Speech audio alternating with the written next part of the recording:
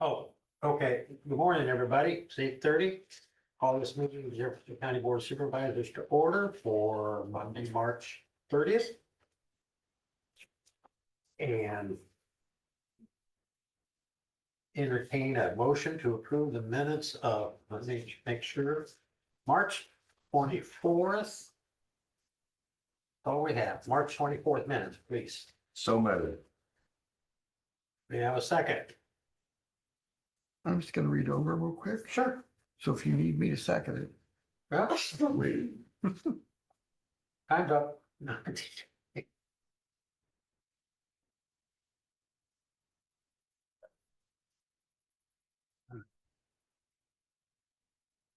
You run out the ink in your pen when you wrote all this down. I did, Okay. 10 pages. Gonna have to buy a new notebook, right? Yeah. Mhm.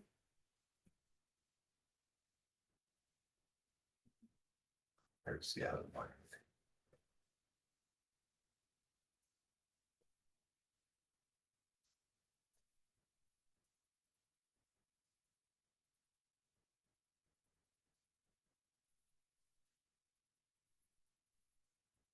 Seriously.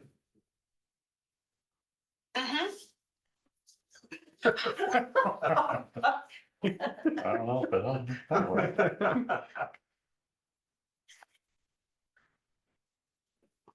One second. Has motion and a second to approve the minutes of March 24th. Discussion? Hearing none. All those in favor say aye.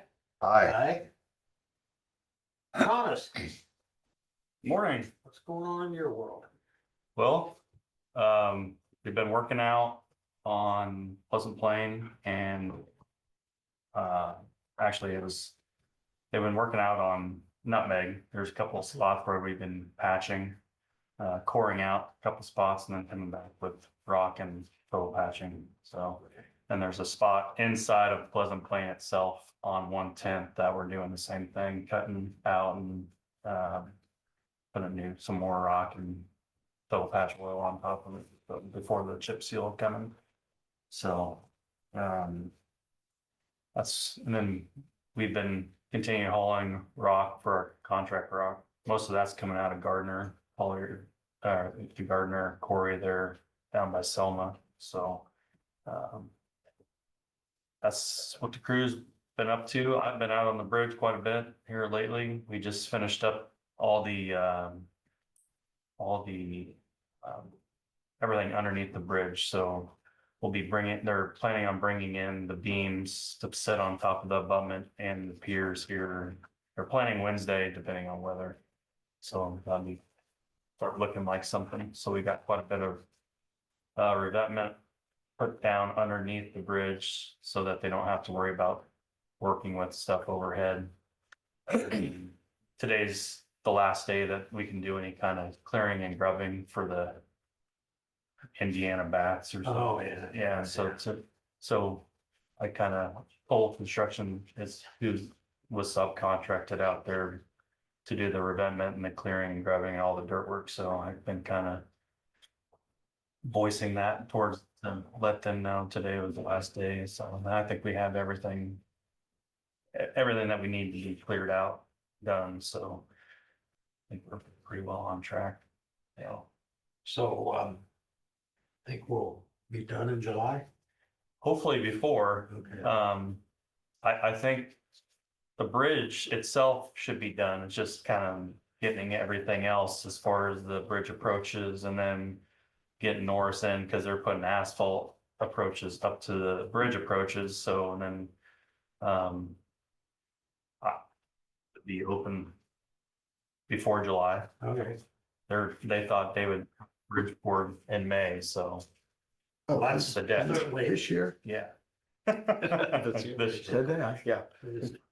sooner than we anticipated before we started. Yeah, because I said they have 138 days left on their contract, but this winter they've really been able to plow through and get a lot of stuff done, so. Yeah. Anything else for Thomas? Yeah, I got a call over the weekend about the road past Porter's shop, there's been a bad spot in Yeah. there. What are you doing with that? I know they put a bunch of rock on there.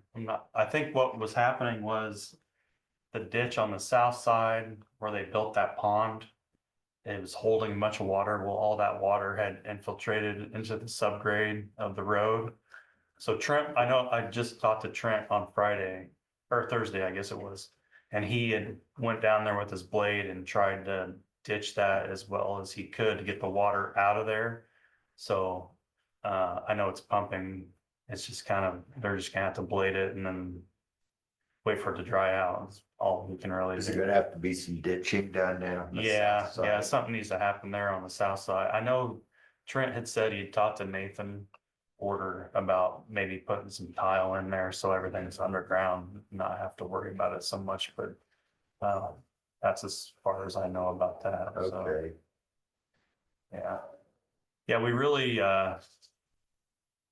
that road's a lot more heavily trafficked now since we have the bridge out.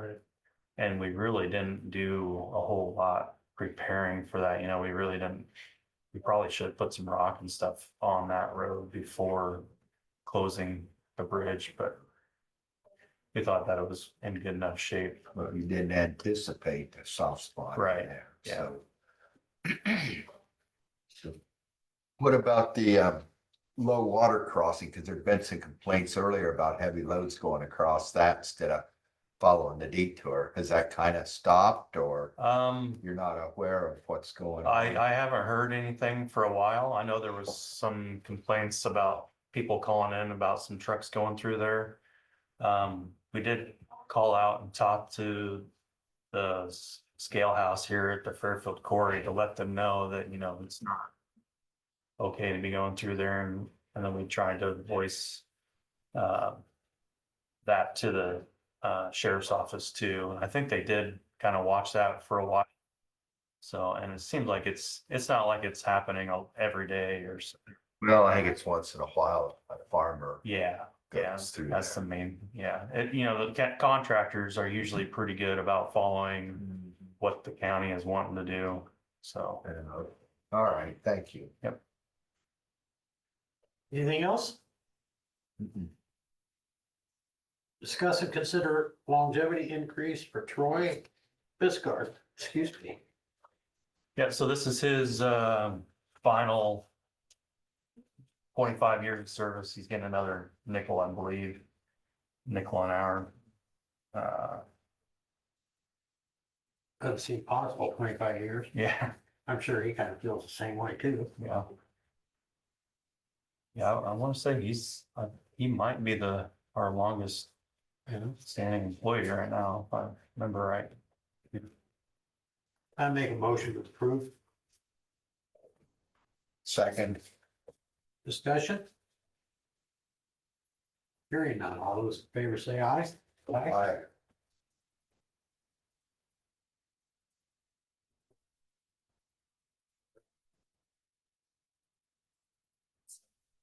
Uh, Discuss and consider filling vacant position secondary roads. I put that back on. And the reason was because of everything else that we had on our plate here the last weeks. I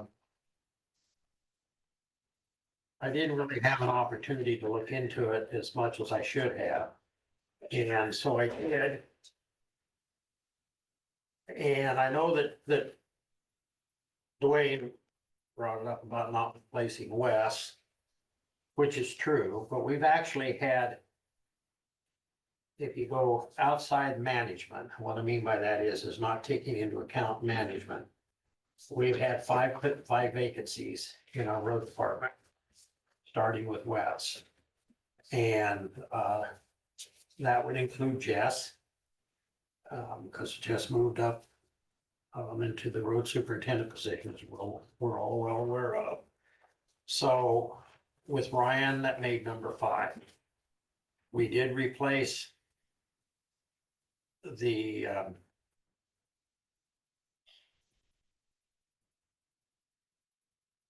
second most recent 2, which would leave Why, Elizabeth, I see you come in, leave.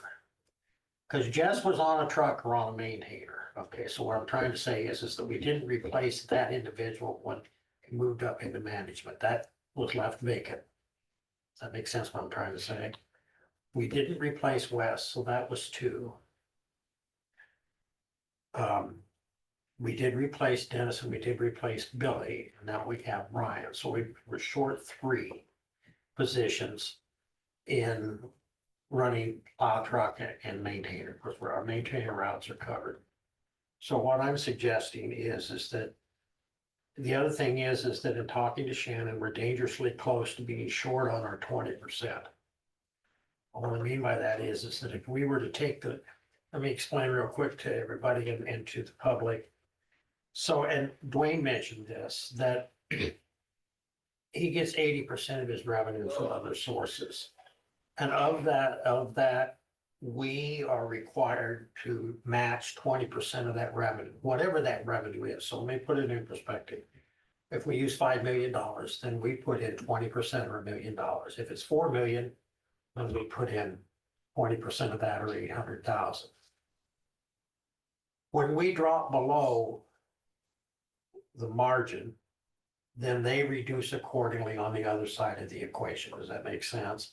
So if our 20% match drops below $1 million, they drop the 80%, so that it's always 20%.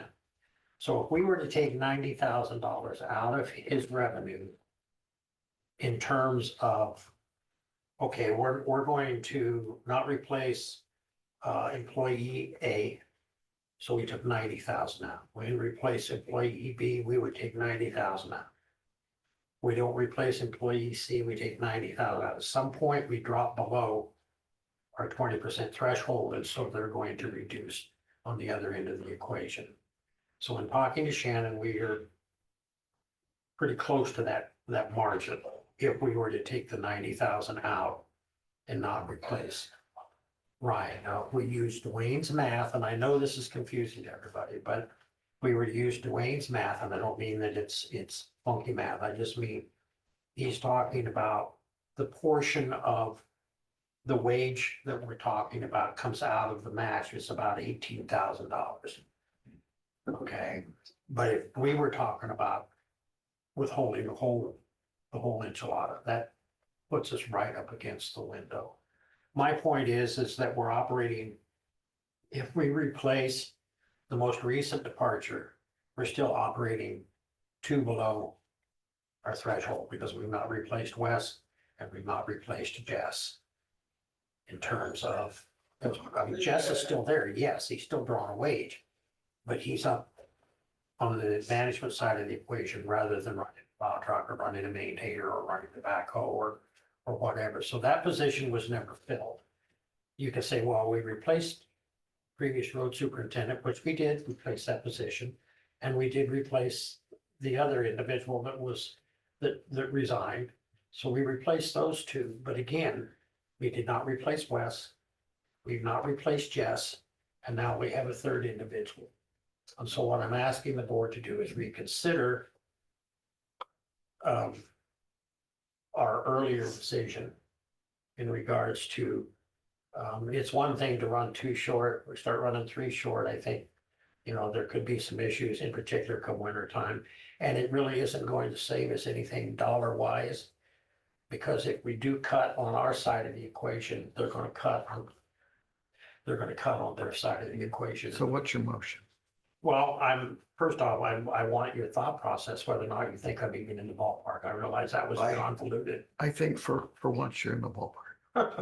I had no idea about this information. I so- did not either, because I had not sat down and gone through it as thoroughly as I should have. Okay. And so that's on me. But I did have an opportunity. I reviewed the paperwork that Dwayne provided to us earlier. I talked to Shannon. Because I was more concerned about the dollars, because I know there is that formula that's in there. And sometimes you can cut off your nose to spite your face. I wasn't aware of a formula on that stuff. It's, and that may be a poor choice of words, but the reality of it is that we contribute about 20% of local tax dollars to the road department. The other 80% comes from other sources. But as with everything, especially the federal government, everything requires a 20% match in most cases.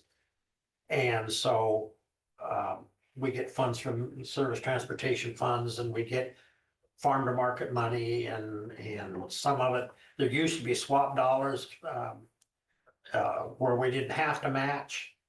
And the state took our service transportation funds to replace that, but that program didn't last very long, unfortunately, neither here nor there. So I would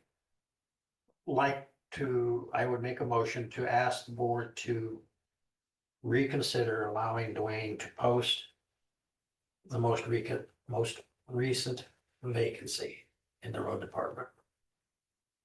Is that a motion? Yes. I'll second that motion. Any further discussion? I'll agree with it because I did not understand stuff. Well, So it's my mistake. no, it was mine. I should have had that information available, and I hadn't gone through it. So but anyway, that's where I'm at. So we have a motion and a second. Any further discussion? Hearing none. All those in favor say aye. Aye. Aye. So would you let him know? Yep, I will. Yeah, we'll get that posted up as soon as we But can. Dwayne's probably listening in. He might, yeah, he might be. I haven't paid any attention. Well, if he is, He's we not better. there. Never see. He's not there. No. Huh? He's not on. All right. So this is along in the same vein. The individual that just stepped in, 17 hours of vacation benefits left. The comp benefits have already been paid out on this last pay period. Previous two employees that left, we allowed them to collect their vacation, and I'm asking that we pay out that 17 hours. Oh, I guess my opinion is, why would we bank their money? Well, Let them take it. Yeah. We don't want to be people's bank. right. So go ahead, Joe. I agree with you. We did it before and we should do it again. So you need a motion? I do. I move that we pay out the vacation benefits to this individual. We have a second Second. discussion? Hearing none. All those in favor say aye. Aye. Aye. Did we miss? No, there he is. Hi. Thanks. Thanks, Thomas. I'm just here for the conversation. appeared. I know, yeah. Okay. Thank you, Thomas. Good morning, everybody. Yeah, I don't really have a lot. So, it came up in conversation last week. I'm wondering if there's a possibility that we use county fuel, like at the county yard, rather than fueling at gas stations and such. I don't know if there's a benefit to that, but it was brought up, so I thought I'd throw that out there. Well, we originally, if the board remembers, way back when we first started, we talked to Dwayne about that. And we would help fund keep track of the fuel costs or whatever. I don't know Mhm. exactly how you would say it. So he would submit a claim or we would submit a claim or whatever. And there were, one of the reasons we looked at that was because it was so convoluted trying to get reimbursed on the fuel tax. Okay.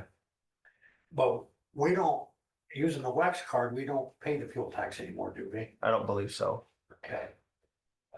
That was my understanding. The other part of the equation, and the reason that we went away from it, if the board remembers, and Joe would, because he wasn't on the board at the time, but they do lock it up.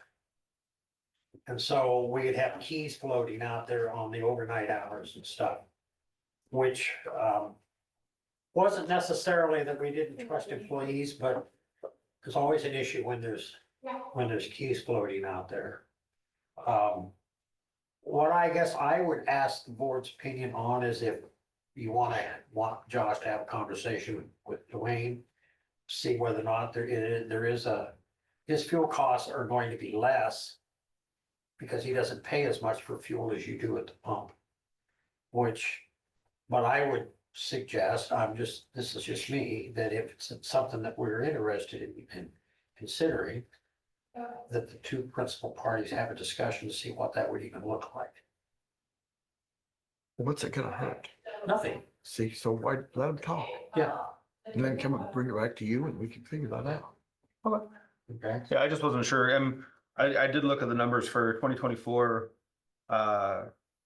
We used estimated 7,780 gallons for a cost of 27,171. That was for January to December of 24. So I just assume it's probably going to be on point. And I don't know how much savings that would give the county or anything. So Yeah, I like I don't said, it was know. just brought up in conversation. And as far as keys, we just have one, I mean, in my mind, just have one in each rig. We still would need to use the wax cards and stuff in the event that we needed to stop them. Right, yeah, I know 52, the gas or 53 it doesn't have a very large tank, so a trip to anywhere outside of like Iowa City or Des Moines, anywhere beyond there, they usually have to fuel up on the way back, so we would still have that as a backup. Right. But And the other reason that we went that route as far as the wax cards, if we had a breakdown, if we had something somewhere where we needed a truck or whatever, we right, have the ability, Yep. the capability with those cards. So I think it's the board's consensus that you get together with Dwayne and okay, see what it might look Yeah. like and May I make a suggestion too, John? absolutely. Stop out to Agriland FS. Cause they've got 24 fuel pumps out there where you can get 24 hours. And I've got a card from them and I get a 4-cent discount because I'm using their FS fuel card. Okay, And maybe that's something you could look at too. You could go through there instead of, I don't know where you're getting fuel at now. Maybe you're already getting fuel in it. no, I mean, most of the time we're going to Casey's like 99% of the time, Okay. or the, Well, I know you can get a 4-cent IV. cheaper there. and what was it called? Agriland FS out on, Grimes. Okay, Grimes, yes. Stop in and talk to the manager about it and tell him how much fuel you use. Maybe they'll cut another penny or two too. So, cool. they used to take bids for the county fuels and FS was always competitive. And lately I don't know if they take fuel bids anymore or not, or they just, They have both diesel and yeah. gas. Okay, Off-road diesel and on-road diesel and then gasoline too. cool. E15, 30, 85. They have it all out. Right on, yeah, So, something to look into.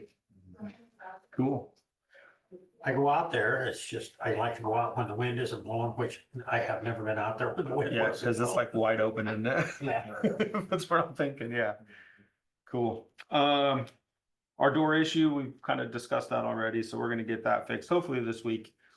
He said he's got someone from Atumel coming over to take a look at something else too, so just double whammy weather is it here. mechanical or is it the cards not working? It's the mechanical. Okay.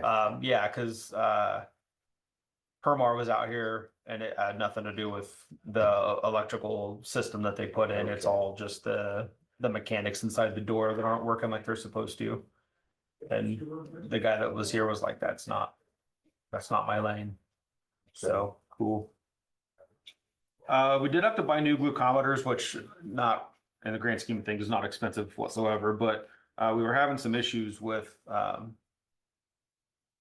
blood glucose numbers going to the hospital. Our glucometers were reading incredibly low. So we did purchase new glucometers and hopefully that'll fix that. Cause we had one patient, we had one that we couldn't even get a sugar on him because the device wasn't working properly. But then we had a couple that read 300 or 400 and they get to the hospital and the patient was well over 1,000. So that was, So I have a question, Does that test like an A1C? well, it doesn't test an A1C. It's just basically the sugar in their blood in that moment. Poke your finger. Yeah. It's okay. Yeah. my question is that common amongst that equipment? Well, the ones we had were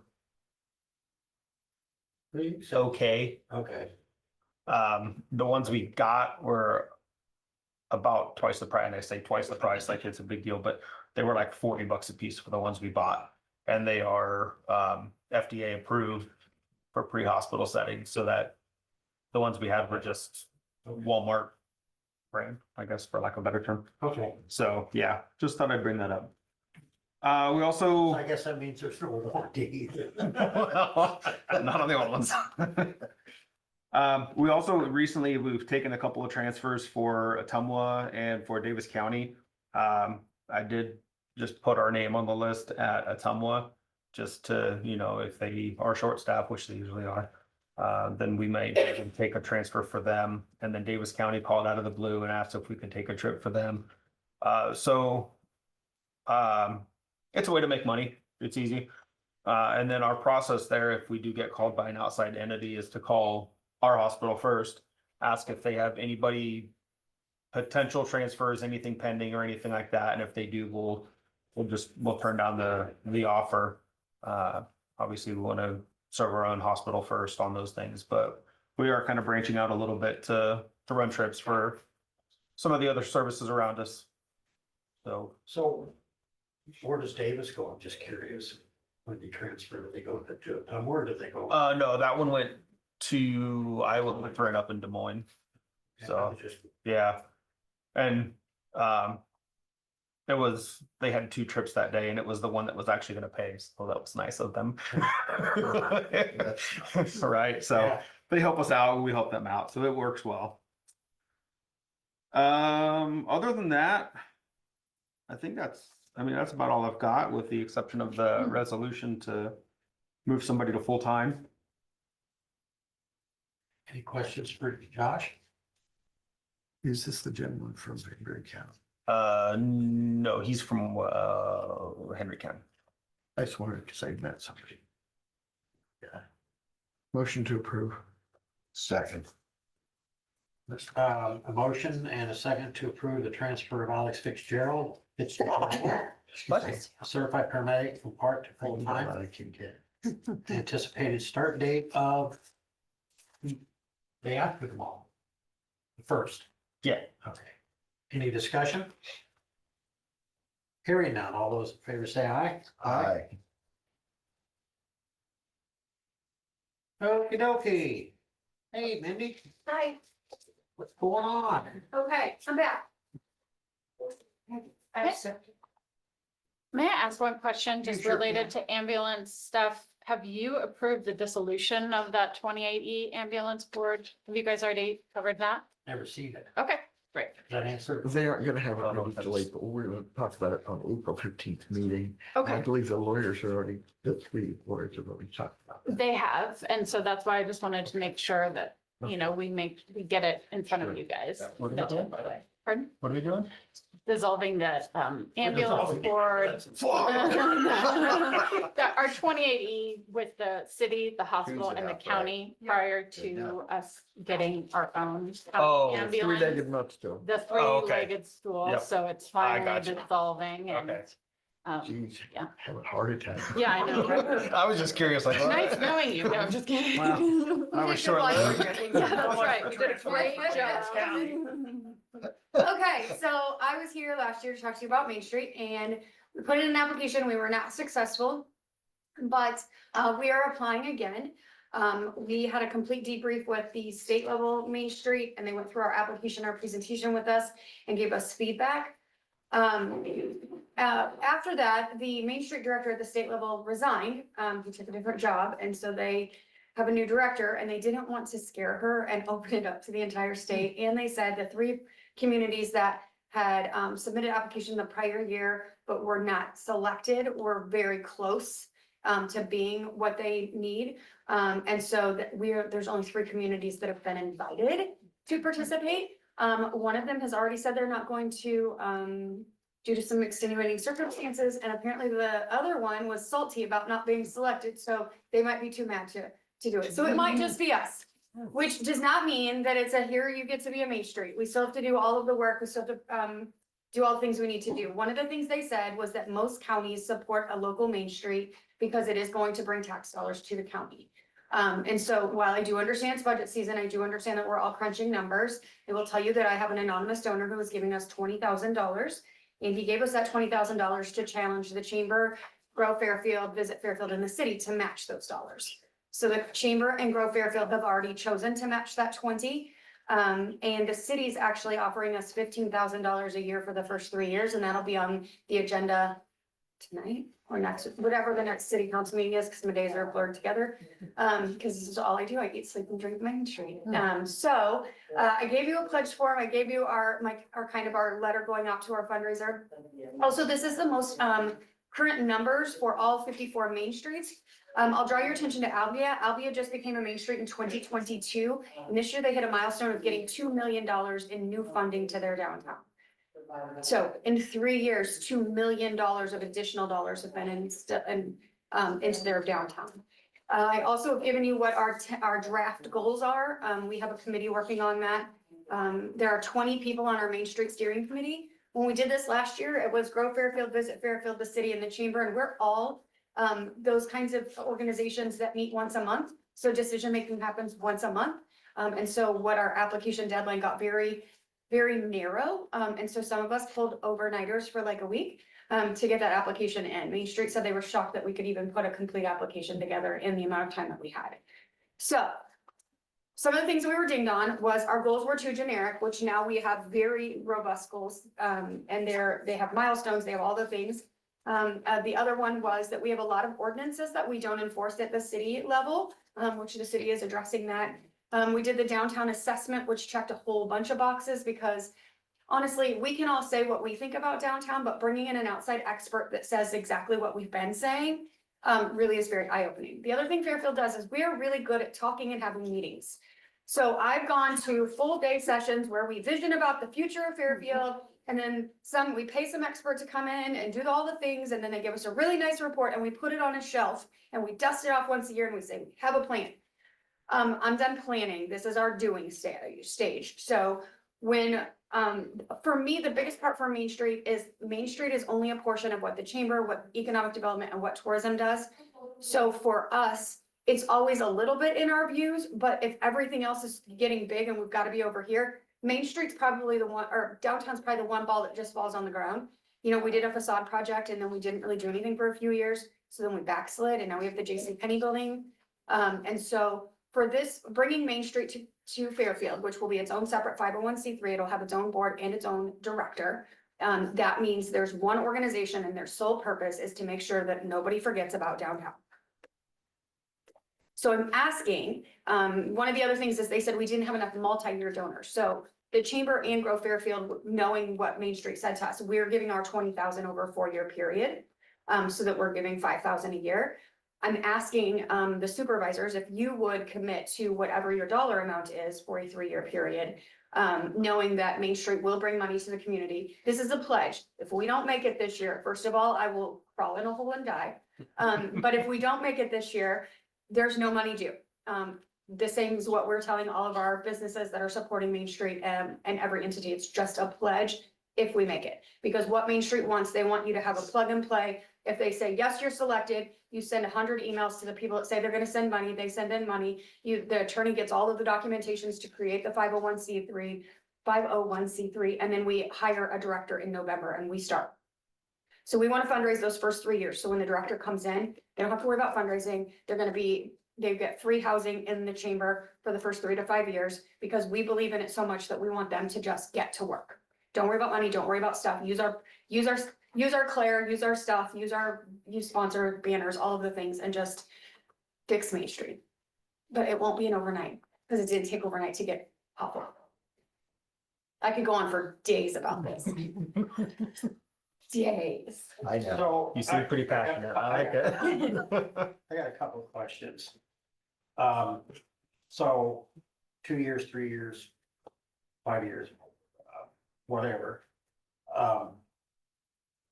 This revenue, I mean, if you're selected, is there a constant source of revenue then each year coming in?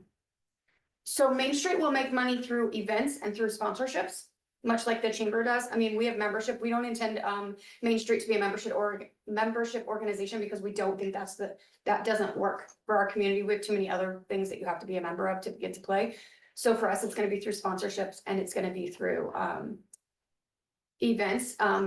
One of the big events that a lot of Main Streets do, and which is one that we want to bring here, is called upstairs downtown, so it talks about upstairs housing. So we can, some of the upstairs housing downtown that is being renovated and is renovated is absolutely gorgeous, but nobody gets to go there unless you rent it or you wanna see it, right? So having an event where you can see those things, so that'll be the biggest part of it. And also we've got some folks who have already signed on to be long-term, donors to Main Street. And at some point, honestly, it might be a conversation with the city about doing what's called a SMID district, which is a self-sustainable municipal something. So basically it's a tax, a small incremental tax on the people that are inside of the district. Our district has been drawn from Howard Park to Bountiful Bakery, from about Optime to B Street, and it's not exactly a square, it's kind of because you gotta not have too many houses in it. So it's a pretty large main street. We also, one of the first things we want to do is we want to create a state recognized historical district for our district. So then those tax credits, and then it encourages people to do it historically and not do something wonky. Because we don't have building codes in Fairfield. So what was the $2 million then that the other communities had gotten 2 years or 3 years? What was that? So it's called investments. So that's people upgrading their building, upgrading their upstairs housing, facade projects, any of those types of things. And you can look, anybody that's ever been a Main Street, it's got, when they became a Main Street, how many buildings have been sold, I mean, it is amazing to me how much is done. It's already a proven product, right? So for what people like to say is, well, what about the people who don't want to participate? They've been a Main Street for long enough. They've heard all the naysaying, right? They've already got the canned response. Here you go. Insert this answer into your vocabulary. They're going to come and train our staff. They're going to come train our volunteers. They're going to come train our board. And so for me, it seems like a no-brainer. But of course, there's always the cave people who are citizens against virtually everything. So that's what I know about that. So who is the one that says yes or no? Now, what I mean by that is this a state thing? Yes, it's under Iowa Economic Development Authority. And Debbie Durham loves Fairfield. So they throw a party for us in August when we get selected. Nice. You know, if I could say something, only 5 years ago, Fairfield had a vibrant downtown. And Absolutely. Ottumwa and Mount Pleasant did not. It's completely reversed. They're both Main Streets. Absolutely. Yep. It's just- Washington's a Main Street. If you're Davis County's a Main Street, you know, any of those, if you look at a downtown and it's gorgeous, they're a Main Street. If you look at Main Street and it's dumpy, they're not. I commented about Albi. I was through there and I actually come back and drove around the square just to look at things and how beautiful it is now. Absolutely. So, Well, I will tell you, and I've made this comment multiple times. I don't know whether it has anything to do with Main Street or not. I don't know. All I know is that I go to Mount Pleasant quite a bit because they have a Hardee's. It's the biscuits and gravy. Okay. So, that being said, I think that it should be on Main Street. But the other thing that I notice when I go through there, and I think in part, and maybe not, I don't know, maybe it's an optical illusion, but I think in part they have 4 lanes going through there from east to west or west to east, either depending which direction you're going. But I'm always struck at, I don't know how else to say it, it's just, the appearance going through there is significantly different than the appearance going through here. Absolutely. Going down Burlington Avenue, I mean, it's just incredible. Even when you look at how, and then if you take the time as you're going down the main drag and look to your left or your right up the streets that are off of 34 there, they look the same way. I can't explain that, but it is significant if you compare the two entities. Now, what I will tell you is that we're having budget session after this meeting, and we could certainly have that conversation during budget session. We can't make a commitment because it's not on the agenda that way. No, perfect. And then we would have to determine how, what, and I'm curious my little sidebar, Mindy, is the state wants our participation, protect perfectly understood. While at the same time, they're cutting our revenue. Different entities. Well, but it, I know, or, you know. as someone who does the legislative forum, I feel all of that pain. So if you have questions, you know where my email is, you know my cell number, I've got all of the answers, or I can make it up.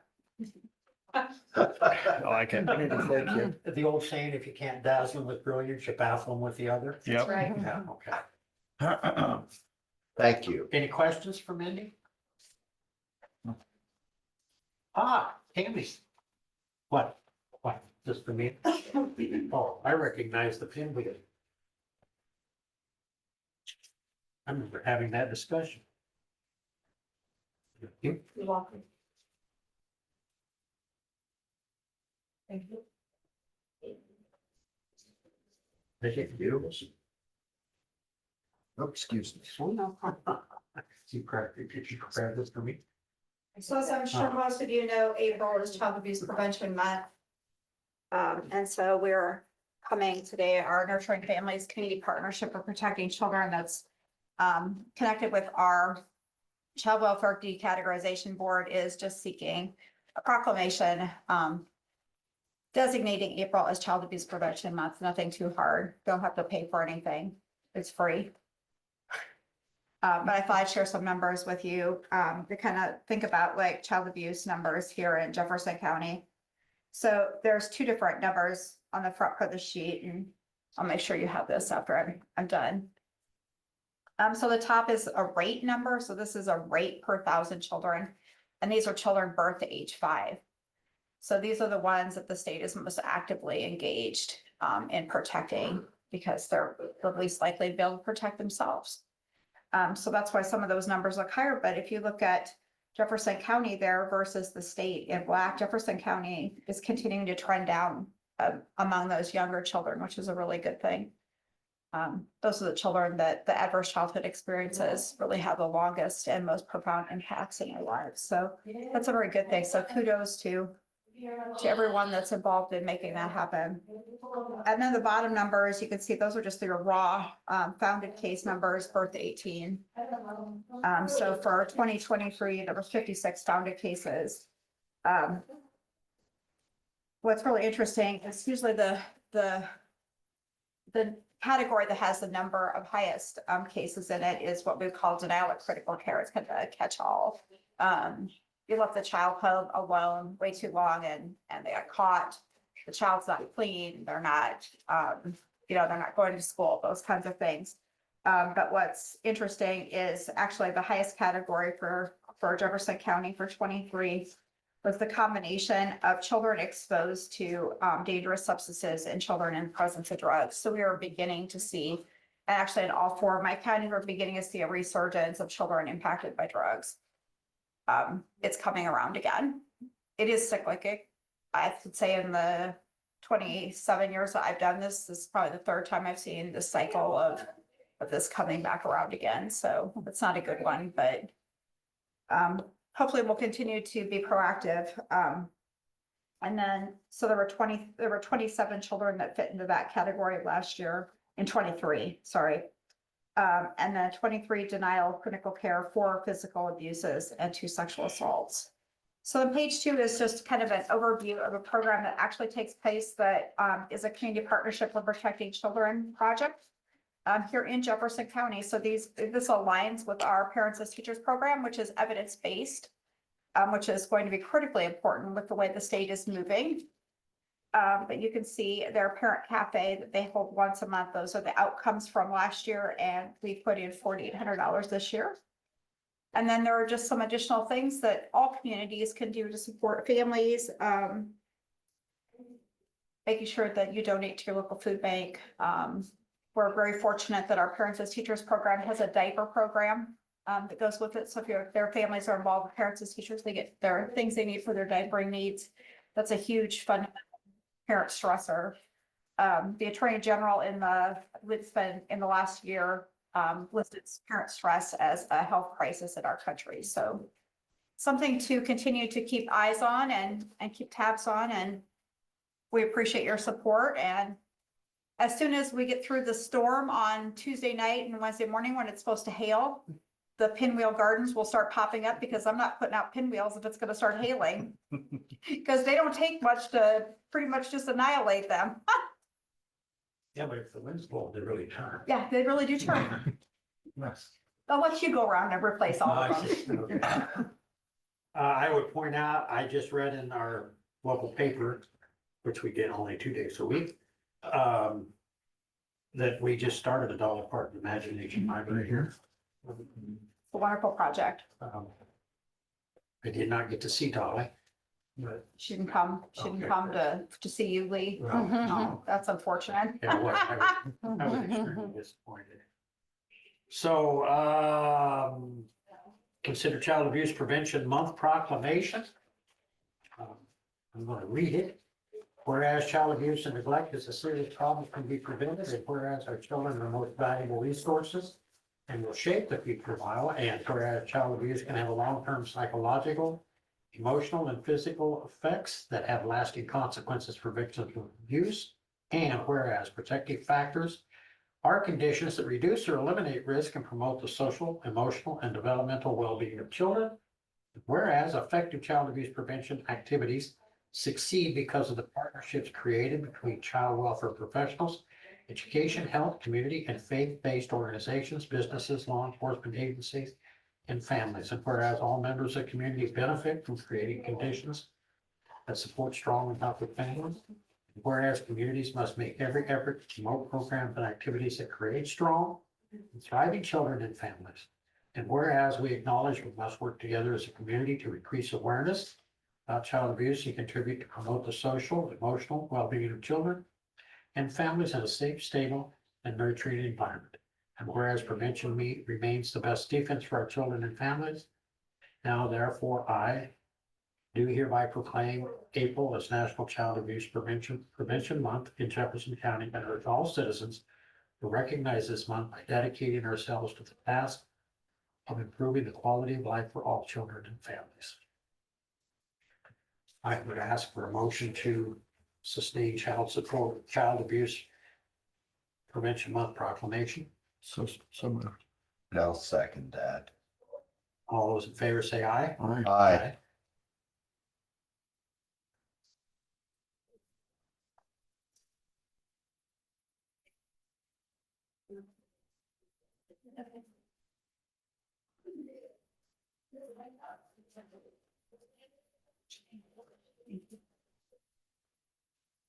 Any other questions I can answer?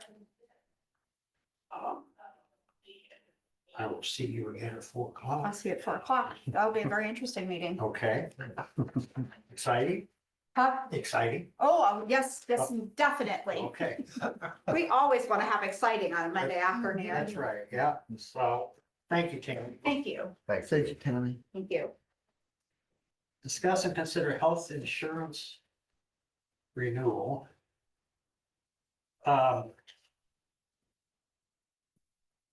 When Denise Ballard was here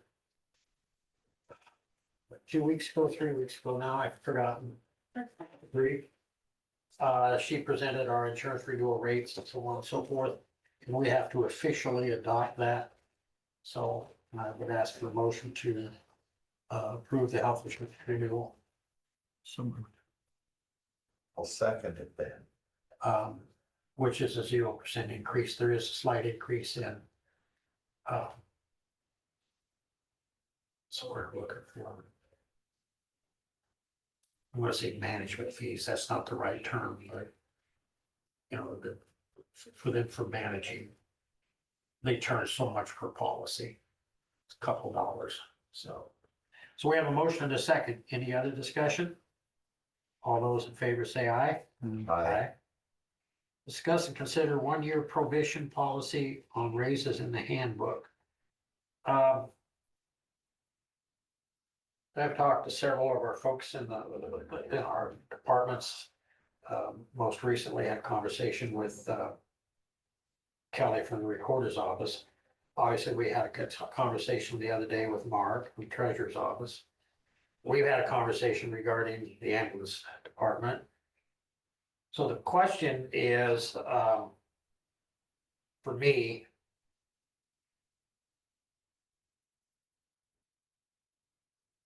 do we want to revisit that policy? And I said probation, but I think that's, should be probation, sorry. It says probation, but it should be probation, I think. Policy, the one-year probation policy, changed the length of that probation policy countywide to say 90 days or 6 months. Each individual department can, you know, like the sheriff's department, for example, has, depending upon when they go to the academy, and there's 6 months in the academy, and so there's before they get to the top of their, but that doesn't, any, shall we say, countywide raise that the board approves through the compensation board or whatever, that is separate and distinct of whatever the rate of pay is for, I'm gonna use hypotheticals. So we have an employee that comes into a department and they start at a lower rate than what their full pay is, and their probation period during that time in that department is a year. So they have to be there a year and get the certifications, whatever they need to do before they get that top pay. But in the interim, we may give a pay raise like what we're considering this year. Should that be applied to all employees? And right now, our handbook says if they're here less than a year, they don't get it. I'm asking whether or not we need to review that and adjust it accordingly, if we think we do. So you're thinking a year might be too long of a probation period? Well, you know, a lot of places, for example, when you go to work, like when I went to work for Walker's, I was on 90 days. And I couldn't even get health insurance for 90 days. And we used to have in our handbook, it was a 90-day probationary period. Can't honestly answer the question as to why that changed. I'm specifically not questioning whether or not you want to have a 1-year probationary period in a specific department. I'm asking about whether or not that disqualifies them from pay raises that the board approves countywide. Not a pay raise that Christie may give. This is Abby. Really? Oh, yeah. Is it really? That's your name? Oh, my God. Just I know an Abby that used to be in the auditor's office. You know, and, you know, those sort of things. And so each department has certain jurisdictions within their scope of operation. This specifically is in reference to employees that are here less than a year. Our director, for example, will have been 11 months. And so I'm asking whether or not we need to look at that differently and say after 90 days or after 6 months. That doesn't impact what the department heads do in regards to, and again, I'll specifically reference the sheriff's office where they have the 1 year. But the question is that if John Doe starts in at $10,000 a year and after 12 months gets 20, in the interim, do we give them 7% on that 10,000? Or 3% or 0%, depending upon what the board decides to do in each year? That's what I'm asking. Not specifically how long the probationary period can be, but where's the line of demarcation when they're eligible for the percentage increase that the board may approve countywide? Well, my thoughts, a year is probably too long for a probationary period. That's just my thoughts. Well, in terms of, you mean, in terms of qualifying for any raise that the county may give countywide? I don't want to, in other words, policy wise, if a department has a specific probationary period for an employee's position is one thing.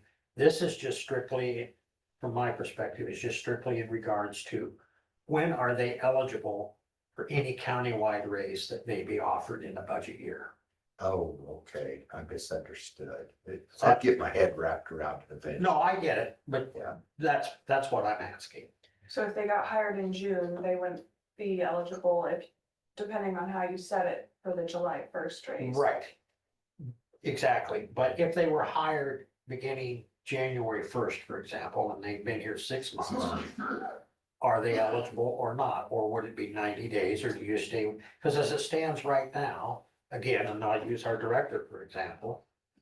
The director will have been here 11 months, but is not under the handbook entitled to any countywide raise that we as a board approve for the upcoming fiscal year. May I ask a question? You sure? After 12 months, wouldn't he be eligible to request a raise at that point? Sure. Okay. But, and that's certainly a direction that we could go, but we're not budgeting for that.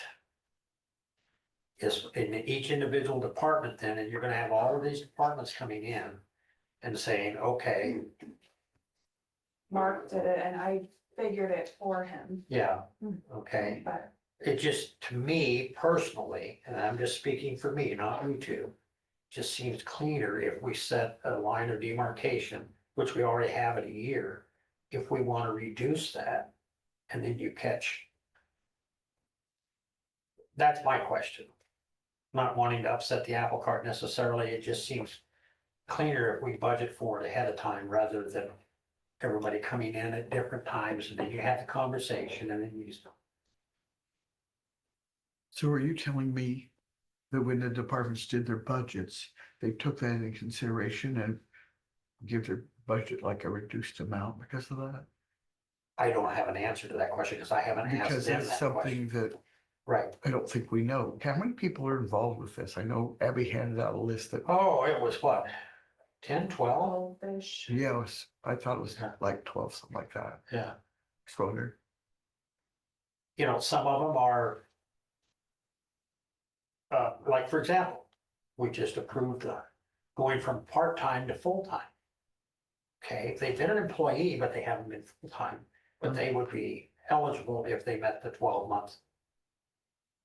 Within the 12-month window. All right. I'm asking, do we want to reduce that 12-month window? I hate to use the word probationary period. I would rather state, you know, you have to be here 12 months before you're eligible for the countywide increase. Would you rather it be 6 months or 90 days, or do you want to leave it where it's at? That's the question that I'm asking. I would be in favor of lowering it to 6 months. And the reason I say this is because here's the thing, what are we, playing devil's advocate, what are we accomplishing if we leave it at 12 months? And then we hand out all of these raises when they hit the 12-month mark. We've saved a few dollars, to be sure. You know, not an inordinate amount of money, but we saved a few dollars for the 3 months or the 1 month or whatever. But how much extra work are we creating for Darcy and so on and so forth to recalculate all of that when each of the windows open up? Well, if they're here for 6 months, they're pretty well decided whether they like their job or not, the way I feel. And I mean, sometimes they start, find out it is exactly what they want and want to move on. So, And they do start accumulating vacation pay right away and sick pay right away. And so that's the question I'm asking, is whether or not we want to narrow that window. And I'm not honestly sure with going back and looking at the numbers, and Shannon may be able to provide that, but I don't know how many of the folks that we're talking about right now currently would be caught in the 6-month window. We can waive this and then revisit it and do a more formal change at a later date, but we can waive it and just authorize on July 1st, everybody that's, I mean, however you want to do it. And then you're gonna come back and you're gonna say, well, this one just has only been here for 2 weeks. So. I get it. I mean, you know, that's why we put out a specific time. So that's just the question that I'm asking. Or you need, wanting to make a decision today on? I don't this? know that we have to do it right this minute. I mean, we're gonna have to certify our budget, Yes. so we would have to know by April 14th. She said our meeting would be, was it April 27th? 28. 28th, okay. So we would have, and we have to have another public hearing, I believe. Mm-hmm. The 28th. You know, it's not really gonna change our levy rates any, as far as that part goes. Just a question, you know, we don't have to do it right this minute. I just want to throw it out there.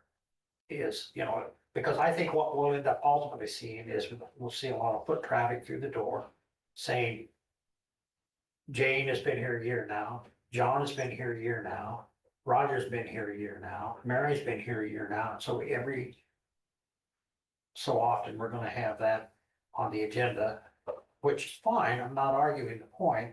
I'm just wondering at some point if we don't review that and change it a year from 12 months to 6 months, something of that nature. But no, it does not have to be done today. Okay. I'd be in favor of looking it over and. So I'm clearer on everything. Sure. Perfect. Susie? I agree with him. Okay. So we'll just review it at our leisure, and you want it back on next week? Maybe it's something that we could talk about at a budget meeting, Okay. if we're gonna have one. Yeah, so it's on the agenda. Yeah. So, sure. Yeah. Okay. Number 4, what do I do with number 4? Well, right there, what do I have? Oh, I see, okay. I see, said the blind man to the dog with hammer, so. Discuss and consider medical claim, a few weeks ago, we had an individual that tripped upstairs in the court section. I guess I'd call it restroom. Yes. And so requesting a reimbursement in the amount of $440 for chiropractic. There is attached there from the chiropractic. And the invoice for the account ledger. And I did receive an email. I had a short conversation with Chauncey. I don't see personally, I guess I'll pass this around. I highlighted the response. I don't see an advantage to, and don't misunderstand the use of the term, but it's just the first one popped in my head. I see no advantage to litigating this issue. I think my recommendation would be if we include it on pending, let me rephrase this. Requesting an acknowledgement that there would be no further claims. The release, yeah. And so I could draft something to that effect that we could have her sign when she gets the reimbursement. My question is, what could we do so this won't happen again? What steps? could They we took do? some steps out there. I don't need steps, because he fixed it, Been remediated. yeah, Okay, okay. poor choice of words, steps. He repaired or That's a good word, yeah, yeah, he took care of the issue up there. I need a somewhere. dictionary, yeah. yeah. Okay, He got Google. I got Elizabeth. So I move that we pay this amount to this individual with her signing a release of no further. What's the word I'm looking for, Elizabeth? Just a release of any claim against the county, For future future claims. claims Yep, against the county. Yep. that's what but We have a second? Discussion? I would ask Elizabeth to draw up a release of, if, I think this is, would I just sign it, or she would sign it? Well, ideally, we'd have her sign it and I mean, pretty much just, she needs to sign it. She's releasing the I think claims. that's in the best interest of everybody. So we have a motion and a second. Any further discussion? Hearing none, all those in favor say aye. Aye. Number 5, discuss and consider hiring Nicole. Okay, we want to pronounce that? LeCompte. Okay, because I was thinking more French pronunciation. Well, I knew I didn't know it when I called about the agenda. so just for the board's, reference, this individual actually pretty much generates her income. And then some. And then some. Yeah, so just for your reference, this is the county attorney payment plan administrator position. And I have some numbers for your consideration. In January, our CAP program brought in $6,500. February, 6,500. In February, it was 8,800. So it definitely pays for itself and then some. She would be working part-time at a rate of $20 an hour. It's budgeted for 24. So we're also saving some money in addition to bringing money in. And I'll just mention that these funds, while they're going into the general fund at this point, they are supposed to be going to the county attorney budget. So just wanted to put that out there. Her start date would be tomorrow. She previously worked for Craig Miller. She has an associate's degree in criminal justice. She comes highly recommended by Craig Miller. I don't know if you have any other questions. I'm happy to answer them.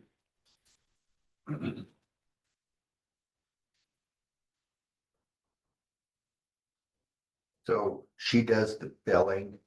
Is that what it is or what exactly? Yeah, so what happens when a defendant has court costs or any fines that they have to pay? After they are unable to pay them for 30 days, then the fine becomes delinquent. They can set up a payment plan through our office. So we administer that payment plan, make sure that they're current on their payments, and the money comes to us, and then a certain percentage goes to the state. And then that's what they do. This was implemented, I don't remember how long, but Tim Dillon was in the county attorney's office when we first started this process. Yeah. So we've been doing it for a while. Yeah, it's a great service for the county. Not every county offers this, but we feel like, and we could have the state do it, I guess, but we wouldn't be able to get some of that money back. And also, we're in a position to kind of have more discretion to work with the individuals and figure out what they're willing or what they're able to pay. And so I think that we probably are more effective at getting people to repay some of those fines because of that discretion that we have in terms of working with individuals. As a sidebar, is there any possibility you think that the state might revisit that issue and allow something similar to collecting jail room and board? I don't know. Because we have zero mechanism. Yeah, that'd be a different conversation for another Right. day, but I think it'd be worthwhile. I think we just had a bird, don't let it go. Mhm. Be the last time it does. He flew away. They Okay, hit our windows in our house all the time. They can see straight through windows. They're suffering all the time. so I would make a motion to hire Nicole, okay, at a part-time at a rate of $20 an hour. And then the effective start date will be tomorrow. April 1st. Yep. We have a second I second that. discussion. No discussion, I'm in favor. All those in favor say aye. Aye.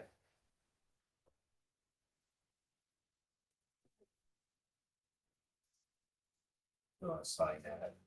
State set date and time for fiscal year 2026 budget hearing. 4/28.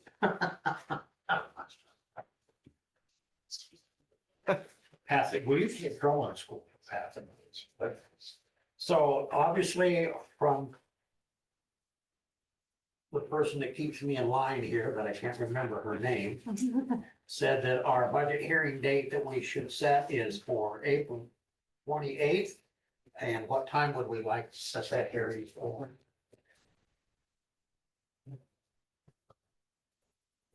Mondays. Thank you, Elizabeth. Thank you, guys. Later morning after our. See you, this Elizabeth. meeting. Okay, We usually send for like 9 o'clock, okay, but Can I ask you a question? sure. Do you anticipate people showing up? I have no idea. But I think she's right. Normally we set Yeah. for 9 o'clock. No, she's right. But if you want to go later, we can do that too. No, not, I didn't want to go later. I just wasn't sure we could, needed this small of a space. We did fine the last time. So April. We take a motion for April 28th at 9 AM. So moved. We have a second Second. discussion. Hearing none. All those in favor say aye. Aye. All right. Committee reports. Semco is still having a lot of wind. I just, You were there? No, I'm sorry. I'm not gonna say what I. Okay. Okay. I'll do it. Excuse me. I thought you were gonna throw that there just a second ago. No, it's worth money. Okay. Do that. I have yet to hear from Joan Saltz. I was gonna call her today about calling the FSA office to confirm the equip for the cabin, the clearing of that stuff. The Masden Barnes has been meeting to get ready, just talking about what events to have the next few not years, months. And They okay with the transition to the, absolutely, absolutely. I think they feel more secure, yeah, you know. Of course, it's not one of my county committees, but we're dealing with a lot of stuff, extensions. And it's taking a lot of time. I found that I'm now on a committee, several places for scholarships. huh, So, does that mean you're going back to school? well, I was putting your name, okay. I was supposed to sign that away. Look at it. Okay.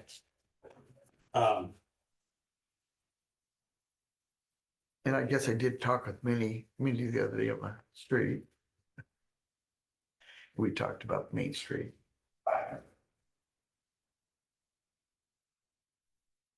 I'm done. You're done? You're short. I'm not the one that's short in this room, okay? Oh, Look around. And I actually was thinking, why did you choose that word? But has many meanings. You know, I thought about you the other day. did you? You always had a blow up Smurf that was Yeah. 4 foot tall, not a Yeah. Smurf, a gnome.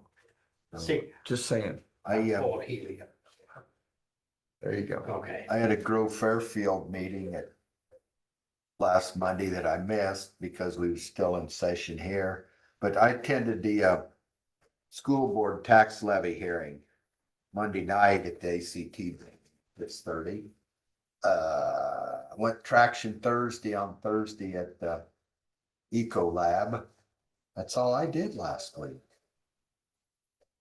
Well, I done lots of things, but those have told me two in particular. Well, we had an RPC meeting, our Area 15 Regional Planning. And there was a couple of things that came out of that. That was kind of interesting. So well, how many folks are familiar with the Loudon's building? That was renovated years ago with partnership with Jim Danaher and some others. And Area 15 Regional Planning, Regional Housing Trust Fund, we appropriated funds to help that project, and the county signed off on it. And it was a tax credit project. I don't pretend to understand all of the inner workings of that, but essentially, when entities put up the money, they get tax credits over the years, much like what happened with Jackson Point when PNC Bank invested. They provided the funds to get it built, and then they get tax credits, and so they ultimately get the revenue that they get in return exceeds what they appropriated to the project. They are starting a project in Ottumwa on the it's going to be called the Agassiz Historic Lofts. So it's an apartment type project. Is that an Agassiz school? Yes. Okay. Okay, and it's going to be a $10 million project with $3.3 million in tax credits. And we are offering up 400,000 towards that project. And the original head housing trust fund, we collected $278,000 in loan repayments in the calendar year 2024. Nice thing about that is that all of those funds go back into, and they are not restricted in terms of where we apply those funds to housing projects. And it does not require match money, because those are, I would put in quotes, considered local dollars, because we followed all of the rules when that money was put out, and so then when we recoup that money, that becomes unrestricted funds, as opposed to the 464,000 that we were awarded. Those funds have to have a match of 116,000. So that's how that works. And we appropriated or approved, provided funding for one first-time homebuyer in Jefferson County for $7,260. And we assisted 5 homes that involved 13 individuals for heating and air conditioning and windows and siding, etc. $42,856 in Jefferson County. So that was that. 1015 Transit, we are going to become a 501c3 to receive donations. And couple of things that came out of the transit meeting, I'm sure some of you are aware of.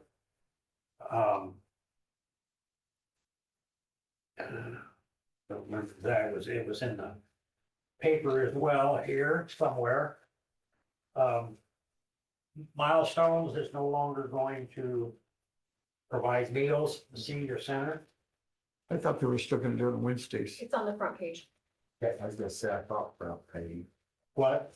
I thought it was on the front. Yeah, it is. In conjunction with that, we found out that Milestones came to us a couple months ago and said, hey, even though the money, and this is what we don't understand, and I'm not going to get into a deep discussion on this. It's just that when we entered into an agreement with Milestones to provide transportation, that money is provided. Those dollars are funded. But for some reason, Milestone said we can't afford that even halfway into the contract. And so we cut services at their request to reduce it to half, and then found out that they weren't paying that. They currently owe us $28,000 for rides that were provided. So Milestones apparently is in some financial constraints. And we used to contribute a little over $9,100 to Milestones years ago. And they paid $500 a month, I think it was, to senior center, and they quit paying that. And we quit giving them the $9,100 because it was all going to Dubuque. That's where all the money is still going. And it wasn't being left here in Jefferson County, so we started giving the money directly to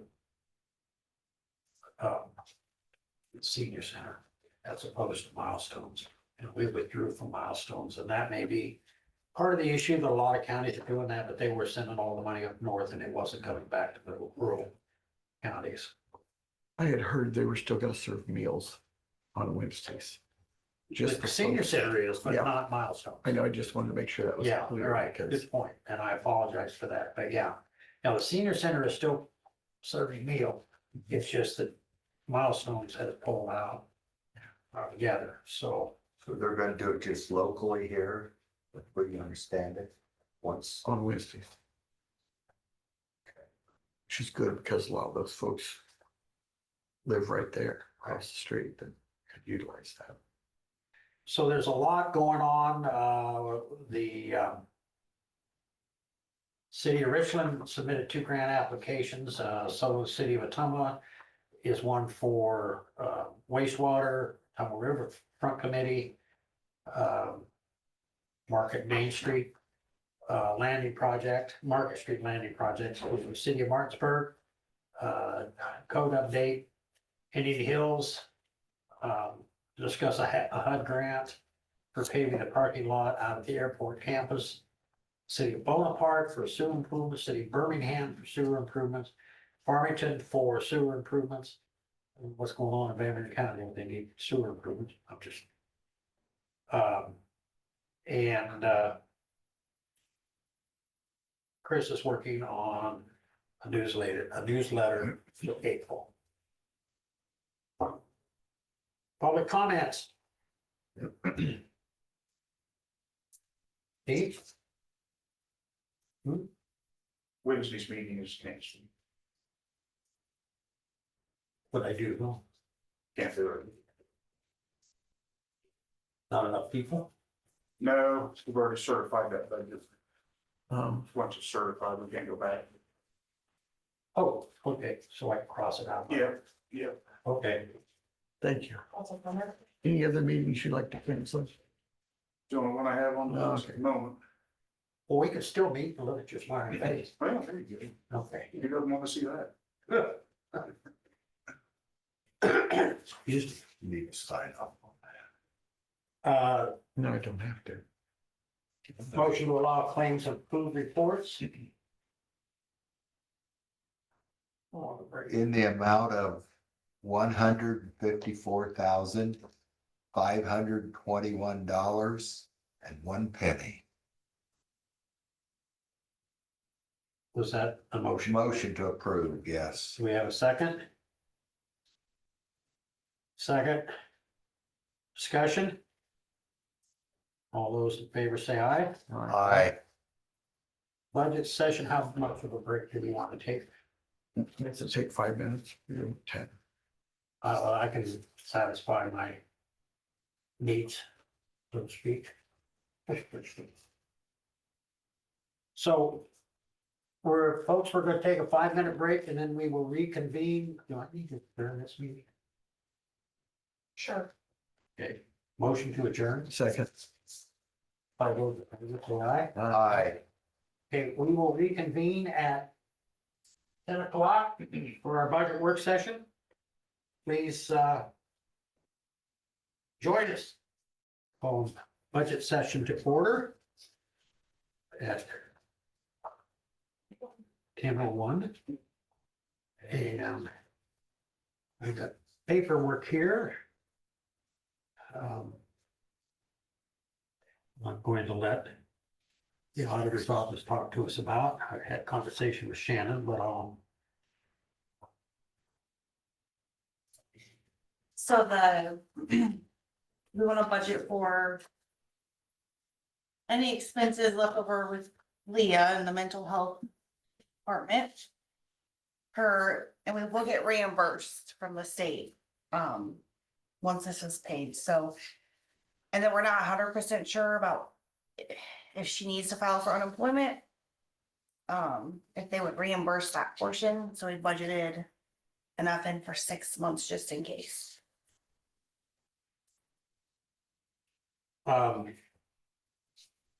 we talked about, we have a policy on the sick leave. And she does not qualify under the policy. Real briefly. Whatever accumulated sick leave an employee has, if they've been here 15 years, which that's part of it, she meets that requirement. But they also must meet all of the IPERS requirements. So that, in other words, they have to be eligible to retire under IPERS. Whether it's at age 65 or whether there's a years of service and an age requirement and that sort of thing. And the handbook specifically speaks to that. And we specifically put it in there that way so that we would pay out 30% of the accumulated sick leave, but only if they met those particular. So they've got to meet the rule of 88 before they can. Right, okay, but in this particular instance, there's a couple of things that come into play and talking with Christie and Shannon. Clearly does not meet the threshold of the handbook. But this is being reimbursed by the state. And she's being forced out because of the state. And so in my thought process and my discussions with them,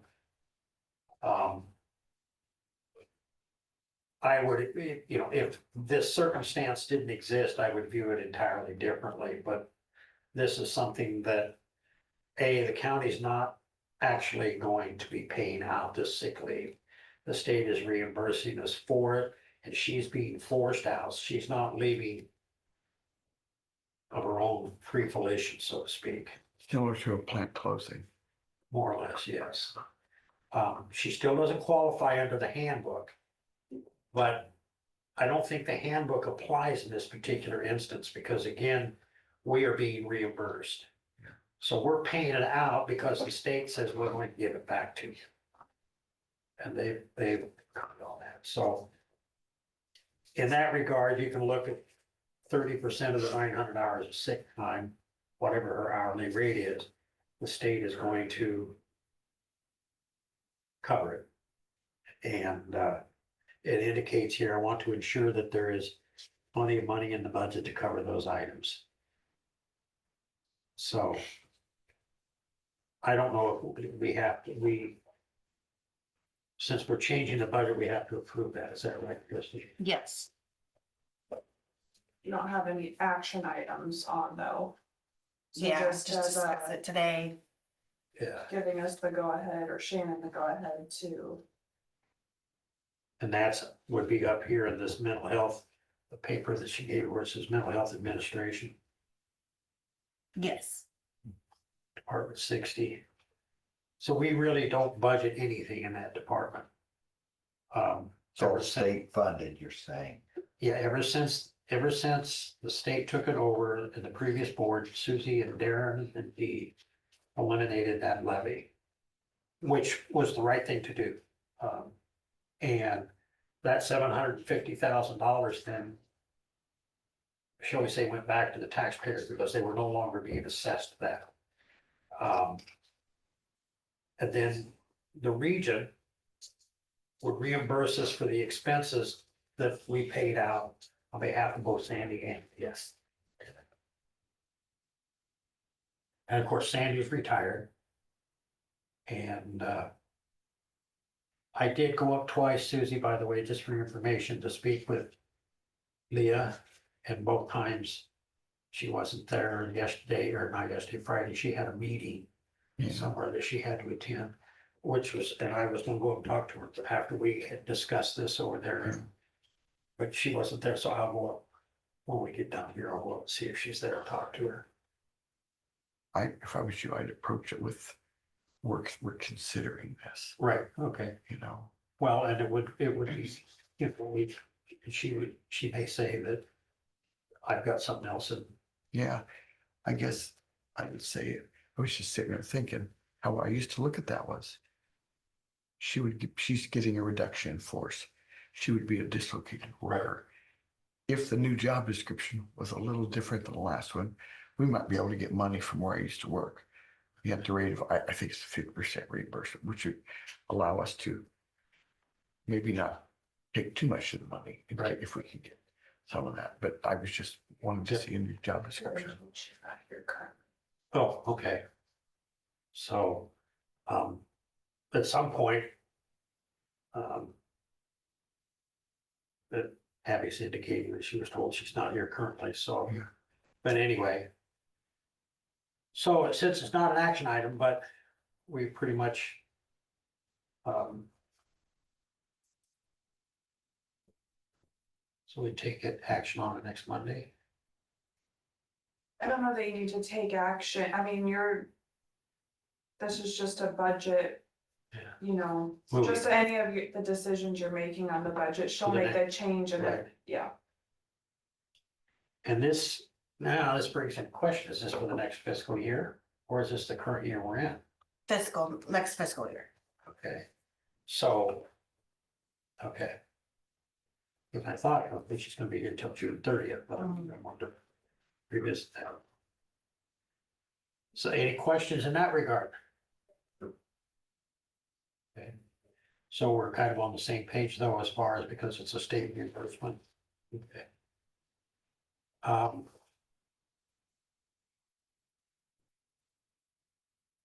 Main Street.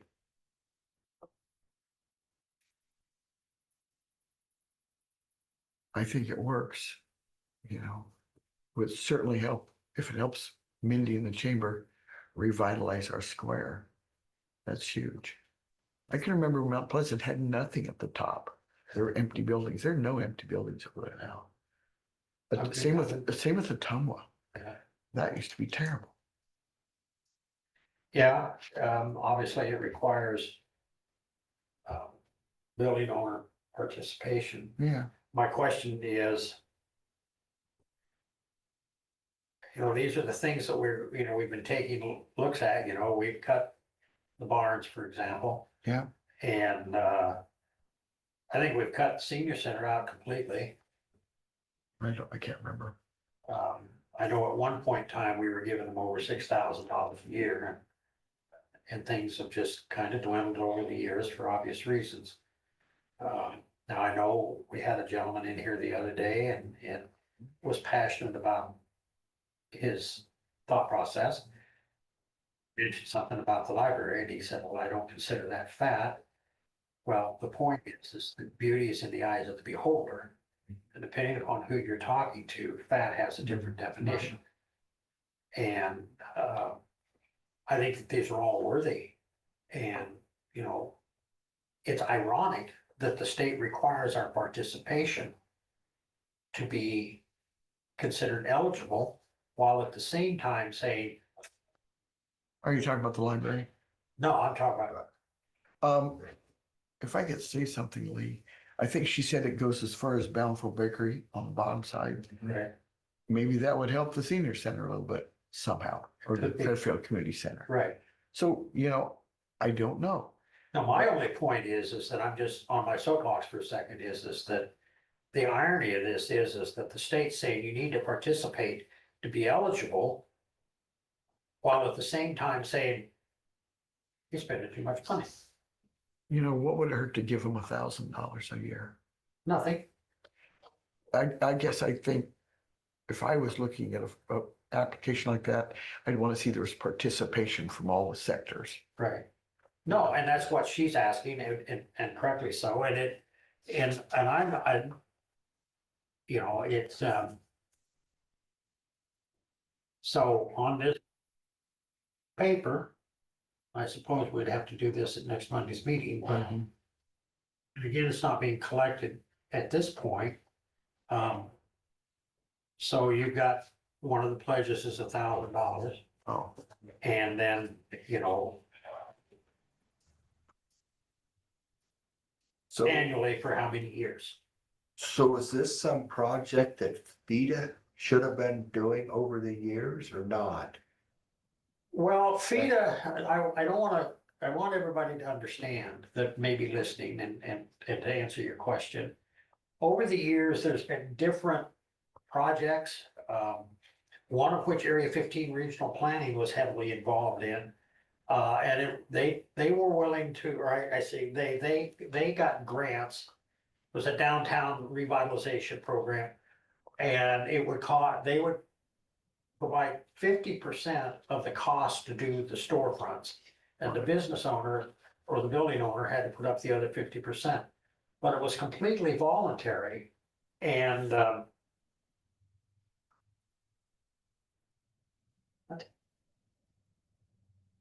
where is one meeting today?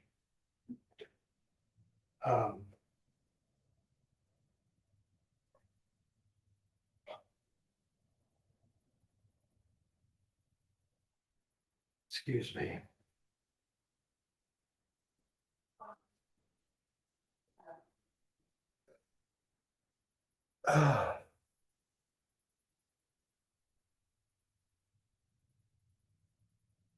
Um,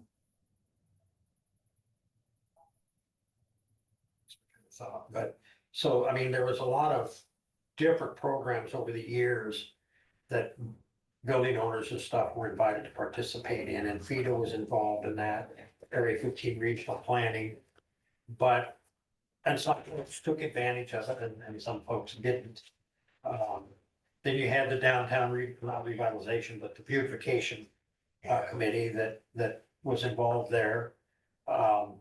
When the city had to put in, for the civic center, they put in all new sewer and stuff around on the north section up there. That's where all of the solar lighting, that's when the solar lighting and stuff was installed. But it's been, and I don't mean this disrespectfully, but it's been, I don't want to say hit and miss, but it's been haphazard. There's been no real consistent plan in terms of saying, okay, like Mindy was saying, we're going to, she's had 100 meetings and everybody's got these great ideas, but then beyond that, it doesn't come to fruition.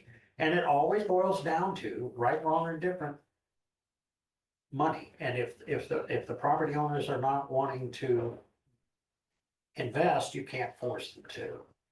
And it's, you know, and again, I reiterate, I'm always struck by when I go through Mount Pleasant, the difference is stark.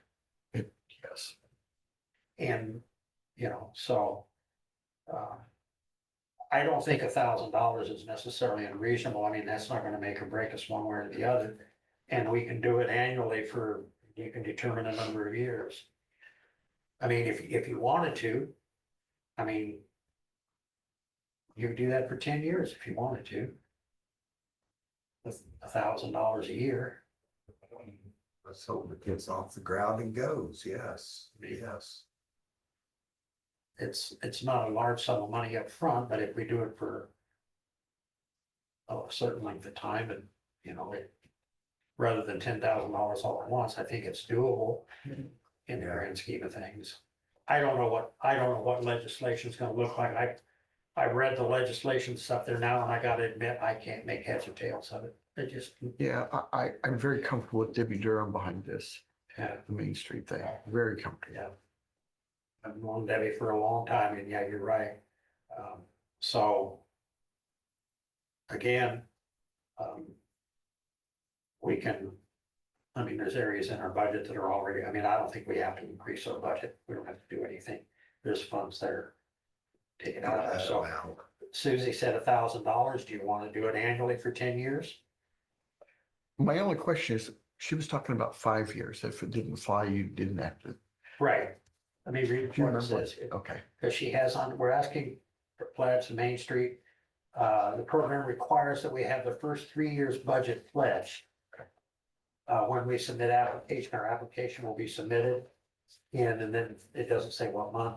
In order to meet this requirement, we ask that you complete this form and return it by May 1st, 2025. I hate to, I mean, I think $1,000 is doable, and if we do it over years, it gets them $10,000. But I don't think that doing $10,000 one time is as doable. Oh, I agree with that. I agree with that. She said she needed some long-term pledges to make things work. So, so they're gonna budget for the first 3 years, so they know for the first 3 years. But. So is that amenable to everybody? I use a big word, it ought to be. I didn't see Abby write it down. Oh, you did. Amenable? Okay, It's there. it's there, okay. Okay, So, I just think it, you know, it helps with the economic development of Jefferson County. Which is one of the things we should be doing. oh, well. You can volunteer, it's on the other column, What I volunteer for, Lee. design, organization, promotion, what's your economic mailing vitality, address, Susie? I'll fill SF, it out for you. MSF Board of Directors, and assist with special projects. I've already told her I would volunteer. Okay. So is that, Do we can't take any action now, can we, on this? well, I can, No, but we should put it in our budget figures. right, so, Okay. we check 1,000 for annually for 10 years. And then Abby will fill out the company name information. Sure. Sounds good. And give it to Joe to deliver it, because he's on that committee. Okay, Oh. I am. Thought you were. I started out on that. Oh, thank you very much, Lee, for doing that. it's all of us. What am I supposed to do? Donor signature. Wait a minute. Do I put Jefferson County? This, All three of you and maybe initial it, that probably would do it. okay, You sign it, put your bank account number there for automatic withdrawal. wrong answer, Kimasabi.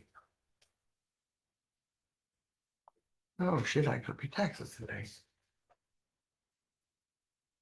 Okay, what else have we got? Oh, yep, If you don't mind. Every year. I've asked this question a couple times and I guess since you're here, it's perfect time to ask it again.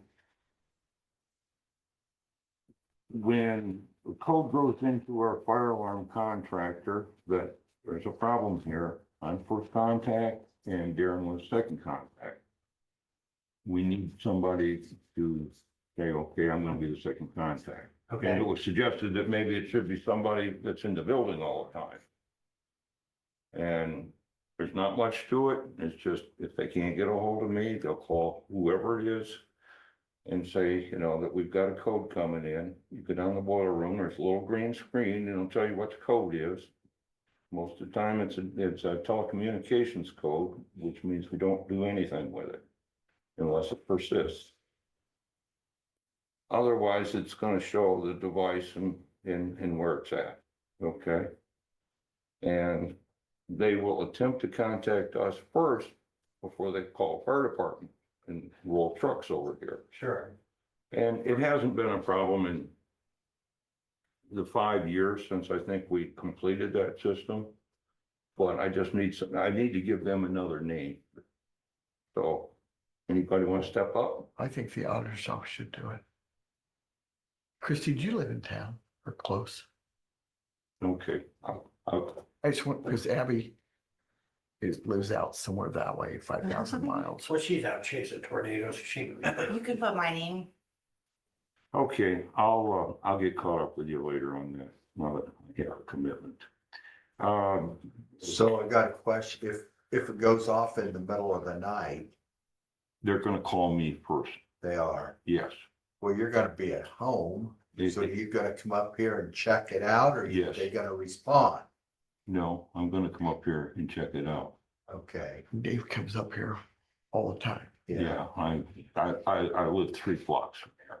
Oh, so you just look out the back door to see if there's a fire, right? Yeah, Okay. you know, the odds are 0, but it Yeah. just, I'm not. they, if I'm- you know, it's part of the whole system that we've got with this contract Yeah. with that vendor, so Hard it to has to be smell. Where answered. 15 minutes out, and a lot can happen in 15 minutes too. Yeah, I know he didn't read or responded. Or Harding's and. Hardy's about putting, okay, all right. Convention Center lawn, has anybody been notified over there? We were talking about me not cutting it this year. the city's aware of it, I believe, but Okay, I just, you know, I if know it's for gonna sure. fall back to me, I don't wanna let it grow for 3 weeks. right. I just think if we're gonna cut it, we should cut them. You know, not cut the grass, Yeah, no, cut having Dave do that. yeah. I mean, I don't see any reason why we're doing it to begin with. Now, No, because my yard needs mowed. You guys should come out there. well, I'm spending somewhere between 20 and 25 hours a month over there. if somebody would type up a letter, I'll sign it and we can mail it to Doug at the city hall. Were you looking at Abby? Well, That it's more about letterhead, so. Yeah. All right, so, the south entry, I'm meeting with him in about a half an hour out here in front. He's trying to put a package together. He just wanted to review it one more time with me. And he'll put the package together and then he'll submit it to us and then we'll set up a meeting with him to discuss everything. Okay, so do we need to have Permar on this too, or? They should be in on it when we sit down with the vendor with a tumble glass. Okay, so, you know, if you want to give them a heads up and they contact me and I can go over everything that I know right now, which is most of it. And then at the same time, you can get a cost from them. But if, you know, if you can swing that end of it, this is the time to do it, not to come back later and try and retrofit, you know? Because that puts the problem behind us once and for all. I'll reach out to Josh, he's got contact information, if that's okay with you guys. Okay. And I can, you know, if he wants to come out here and meet with me, I can walk him through what Sure. as much as I know. Okay, But I just want to make sure that the new equipment going in is going to be prepped for the card reader. and probably what I'll do, with your permission, is provide their contact with your number rather than having 14 middlemen people and, No, that's fine. okay. That's fine. And their name is Permar, Promar? Permar. They're the ones that came in and fixed everything and put in the security system at the ambulance, because they were actually pretty reasonable. Okay. Which reminds me, I'm gonna reach out to Elizabeth after we get done and see where Thank we're you. at on that deal. Cause I haven't heard anything. Okay, I'm gonna get the guy over here to look at the door at the ambulance, Jefferson ambulance over there. Okay. Who does that get billed to if I tell him to go ahead and do the work? The ambulance, To Jefferson ambulance? yeah, well, it come out of our buildings line, right, I guess. Because it is building. I don't know, well, I just built it to Jefferson County and then we can We'll figure it out later. Okay. just have it, you know, ambulance entrance, front entrance, and then we'll know where to go from there. Yeah. Okay, my key to the door here, to the south door, is working about 50% of the time right now. Okay. Do you want me to get a cost to replace the cores and keys for the building? We either do it, we can do it now, or we can do it when we replace the door. But again, we're talking about, you know, if it fails between now and then we have a different kind of problem, but I guess my $64 question is, can we take those out and put them in the new door? yes, yes. that would be a requirement. That we replace both cores with new keys. We, you know, try and figure out how many keys we're gonna need. Got kind of a rough idea right now. We keep the 2 original keys with a core for masters. Okay, so they never leave Abby's office. And so if we need additional keys, that can be made from a master and not made from a duplicate. So that would take care of that. Well, let me talk, when I get him over there, I'm gonna see if I can wrangle him over here and run it by him and see what he has to say. Okay, is that okay? We have a, over at DHS, the, the entry door on what would be the north side of the building, that lock's not working very well. And we're almost looking at the same kind of thing over there, because right now, the east door and the north door are keyed together, but they're completely different lock setups, and I don't believe that we can swap one out for the other. So we might end up having to spend a little bit of money on that one to get it done, but I'll see if there's any price to straighten that up as well. Okay.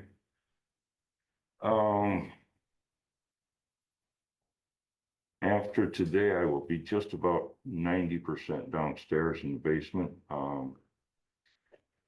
The only thing will be left to do will be to build a wall and put the door in down there for the most part. Otherwise, those 3 rooms will be pretty close to being done. So you can submit an invoice to the elections. Yeah, absolutely. And would like to, in July, when you get your new budget, I'd like to replace the carpet in the big room and make that all carpeted, the whole thing, because the carpet's shot in there. And The large file room, the first one that you walk into, and then when you go back through the French doors in the back, that one needs to be replaced too. I tried to clean it just to see, maybe I have to bring it back, and there's no way in hell it's gonna come back. So I'm gonna talk to you in July about replacing the carpet in both those rooms. and When you moisture get problem is taken care of. more or less, we had a torrential rain, several weeks ago, and we got a little bit of seepage on the north wall, about halfway down the building, about halfway down that room. And the problem's not gonna be 100% until, we redo the parking lot and address that wall. But, When that's gonna happen, well, I know. that might be a debt obligation. Yeah. There's always things to be thankful for. And Yeah. I just saw Christian Contracting is doing the fire station. Well, we do have a mini split in there, so that picks up the moisture out of the air and it dries the room out pretty quick and.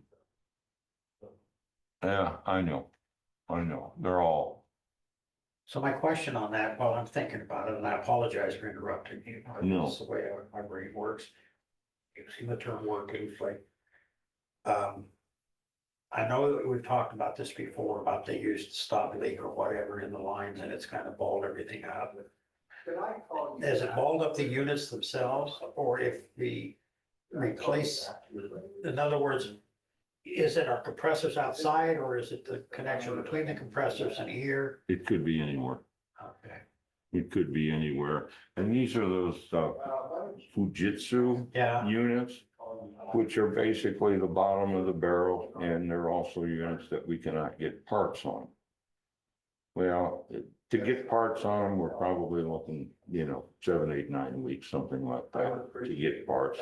And then we still did, and then we're still dealing with the same issues where the lines were leaking at one time, they put the stop leak in there.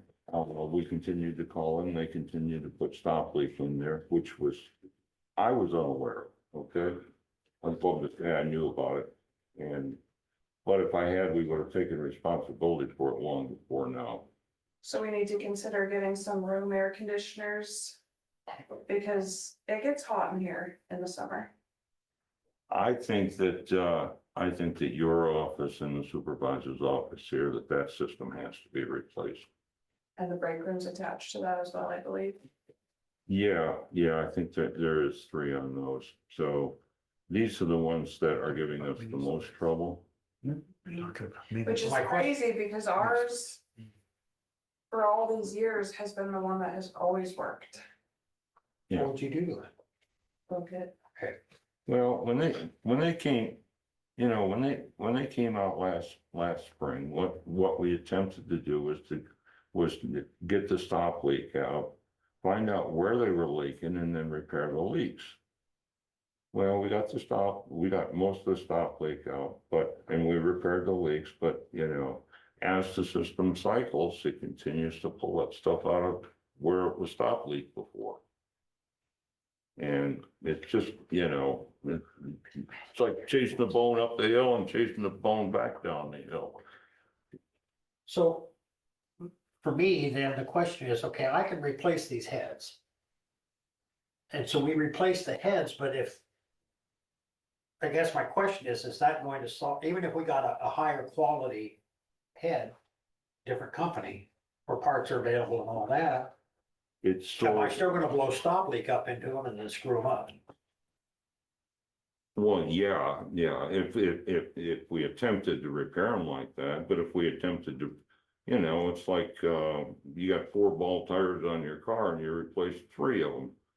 Is the other one gonna go out or the other 2 gonna go out or whatever the hell it What may I'm be? asking is, do we have to replace all the lines? It's all part of the system.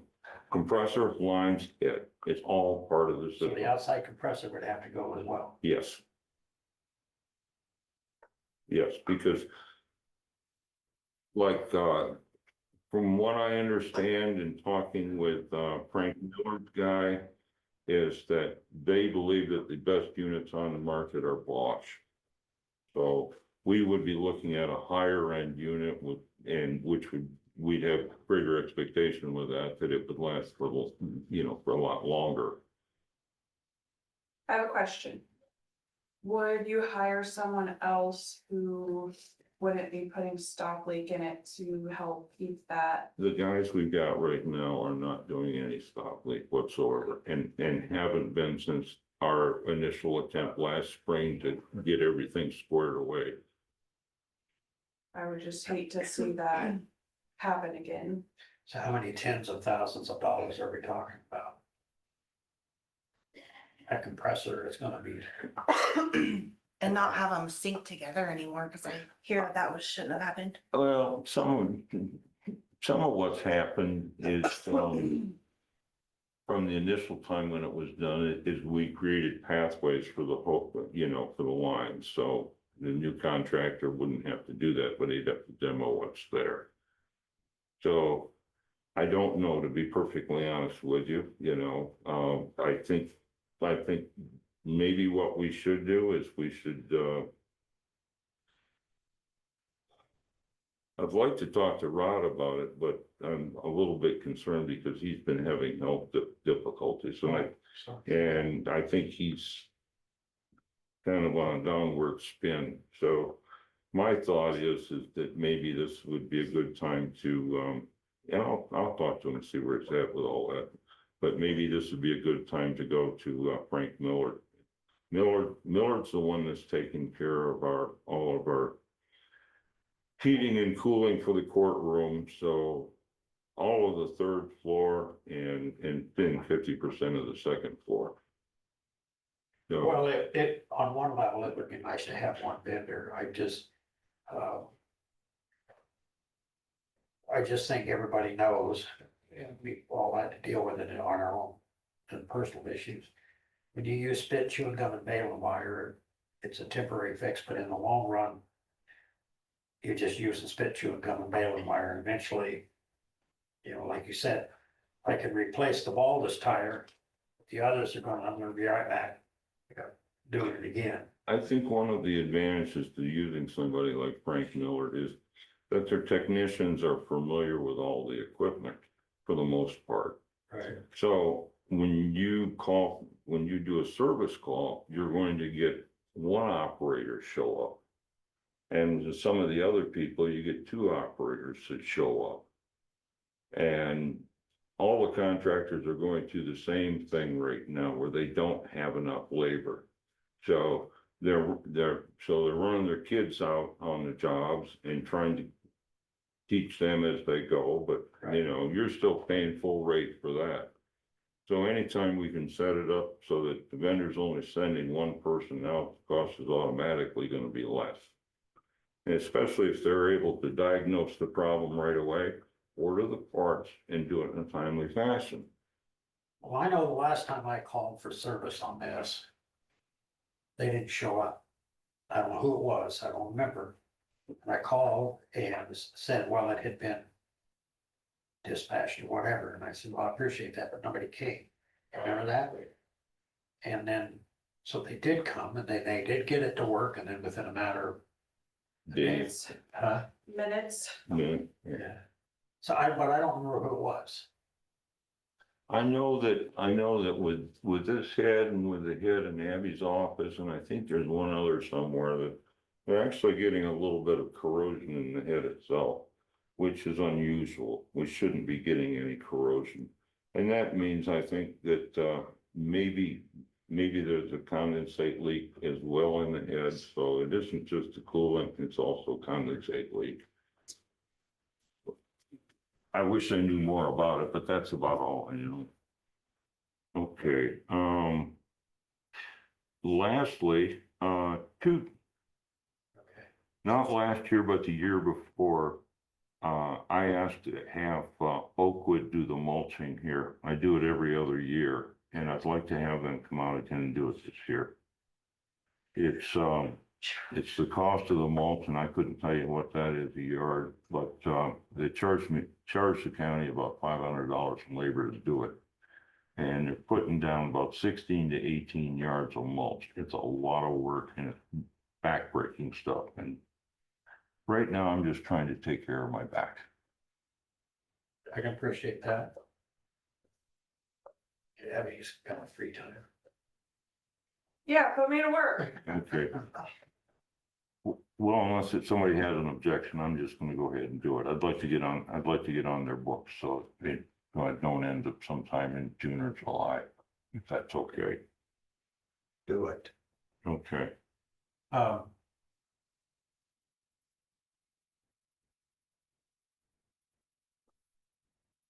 I don't know.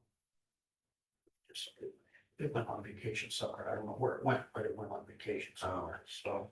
I mean, we gotta keep up the appearance outside. We don't want things to start looking shabby. If we neglect Oh, I know something what it now, is. we're gonna neglect something more, so we've gotta keep on top of everything as we go. So regarding the mowing at the Civic Center, are we doing anything else over there now? All I've been doing is mowing over there, and then I weed eat along all the sidewalk over there. And that's the part that really takes so much time, is it takes me about 7 hours to do that place. So, I have a question.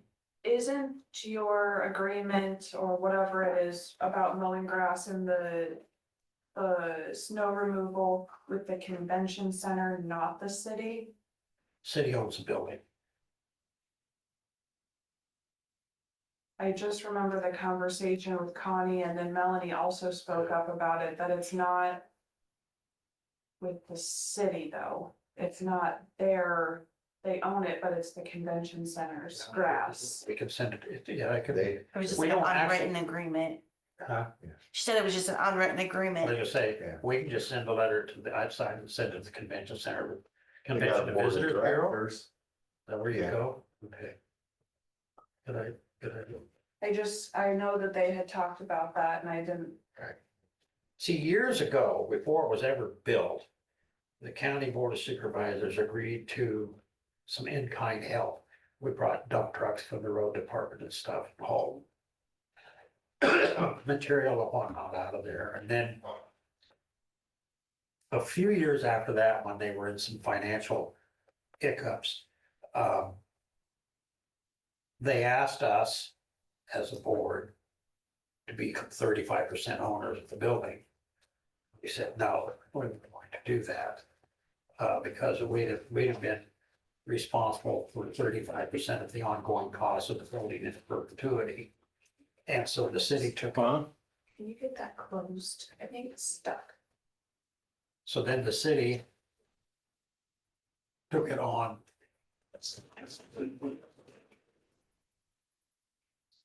I gotta go. I got a contract that's gonna be here, so I don't wanna miss him. Okay, All right, thank so you. the city Thank took you. it on 100%. Yeah, we can send it to the Convention and Visitors Bureau. Yep. But the reason I asked the question was I didn't want us doing snow removal or anything. So how many hours does Dave spend a week over there? Well, he said when he mows, it's 7 hours roughly to do the whole thing. If he weed eats too. Yeah, They say like 20 to 25 a week. At so one a point- month. At one point, not today, he said he spends 15, was it 15 hours a week over there? He was thinking, but I think he meant a month, is what I think. So that means Back. he'll have more time. sure.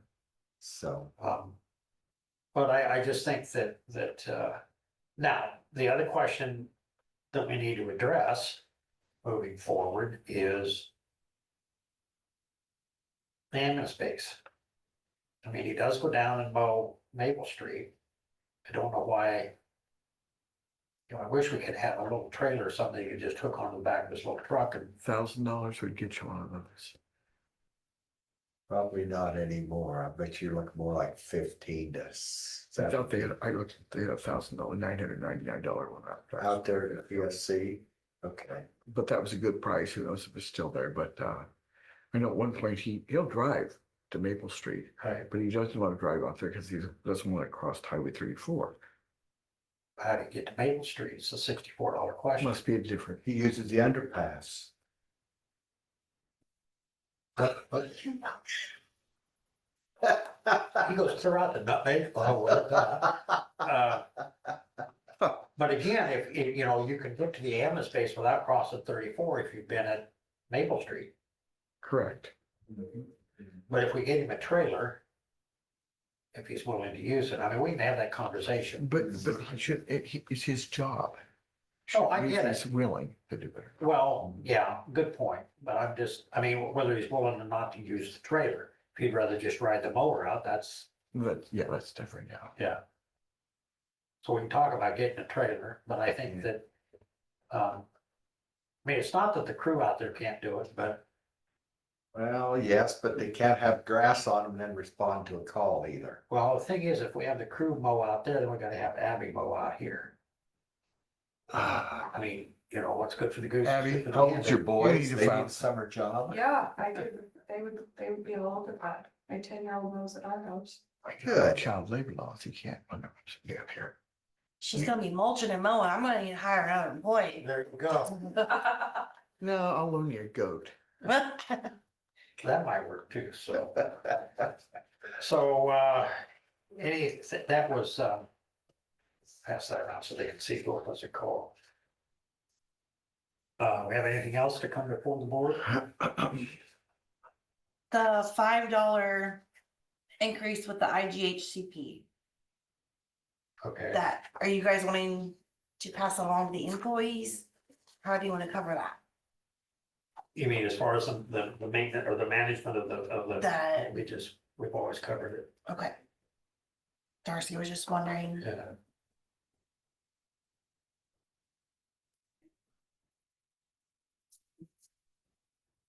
That was it. I mean, it's always been a couple of dollars, almost $3, so I think. I think that's it, unless you got something you wanna. Feel pretty quiet today. 28 may not be so much, but I was expecting. Didn't quite understand the email. April 3rd. What is April 3rd? We don't have a budget hearing on April 3rd, do we? Mm-mm. Oh, That's Thursday. that, Is that the city? okay. That, City's doing something at noon today on taxes. April 3rd was Wednesday, right? Yeah. Thursday. Thursday, it's April. In Okay, most well, places. it's- All I've got down is rain for Thursday. Rain for Tuesday and Wednesday? No, yeah, Tuesday, Wednesday, Thursday and Friday. Because of the fog days. Yep, fog days are coming. 100 days ago. And they're talking some rain and stuff, more rain coming in, some severe.